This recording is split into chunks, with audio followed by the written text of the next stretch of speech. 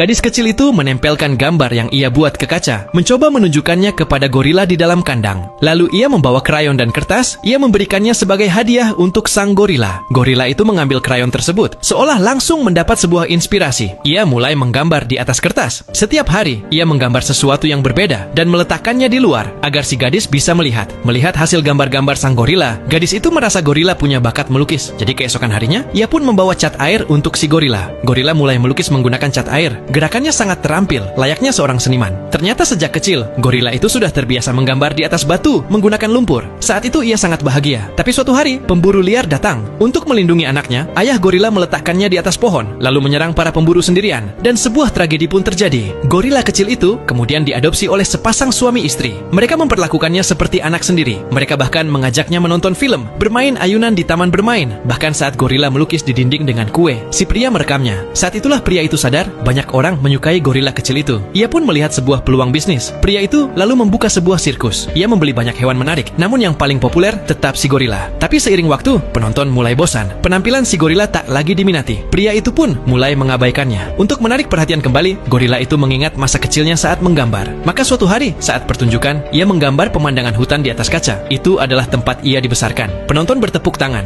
Bahkan pria itu pun terpukau. Di saat itulah, gadis kecil melihat mata si gorila dan sadar, gorila itu sangat rindu pulang ke alam liar. Gadis itu lalu meminta bantuan seorang jurnalis. Berita tentang si gorila pun tersebar luas. Semua orang tersentuh dengan kisahnya. Mereka menyerukan agar gorila dilepaskan. Gorila itu tersenyum. Akhirnya, pria itu menghubungi Asosiasi Perlindungan Hewan untuk memulangkan semua hewan ke alam. Sebelum pergi, pria itu masuk ke kandang untuk berpamitan dengan gorila. Ia menunjukkan foto kebersamaan mereka. Si gorila pun juga berterima kasih. Baginya, pria itu adalah ayah keduanya. Namun ia tahu, tempat itu bukanlah rumahnya. Keesokan harinya, gorila itu dikembalikan ke hutan lindung nasional. Keinginannya akhirnya terwujud. Ini adalah film yang diadaptasi dari kisah nyata. Sekarang pertanyaannya, apakah kamu mau berteman dan mengadopsi gorila ini?